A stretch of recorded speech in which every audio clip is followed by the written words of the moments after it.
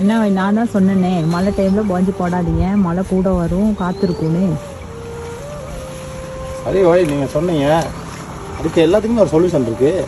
காற்றுக்கு பாருங்கள், நூல் கட்டியிருக்கோம். இந்தா பாருங்கள், நூல் கட்டியிருக்கோம், காற்றுக்கெலாம் ஆடாமல். நூல் கட்டினாலும் செடி காஞ்சி புள்ளி பூச்செல்லாம் வருது. புள்ளி பூச்செல்லாம் வரும். எல்லாத்துக்குமே மருந்து இருக்குது தானே. இதுக்கு என்ன மருந்து அடிக்கீங்க? காய் புள்ளியாக இருந்தால் கெப்ரிட் கொஞ்சம் போட்டு மெங்க சோப் கொஞ்சம் மிக்ஸ் பண்ணி அடிக்க வேண்டியது தானே.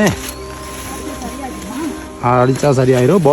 பூச்சியாக இருந்துச்சுன்னா பூச்சி மருந்து அடிக்கணும். பூச்சி மருந்துன்னா காய் ஓட்டையாக இருந்துச்சுன்னா காய் துளப்பான்னா இதை அடிக்கணும். குறைஞ்ச காய் ஓட்டையை போட்டுக்கிட்டு போகும் பூச்சி ஒன்று, அதுக்கு அடிக்கிறது. அது இல்லாமல் காய் சும்மா லைட்டாக லைட்டாக கடிச்ச வாக்கில் இருக்கும். அது ஒரு புழு ஒன்று இருக்குது, பச்சை புழு மாதிரி. அதுக்கு ப்ரோபனோபாஸ் ஒன்று பாய்ச்சோம்னா சரி.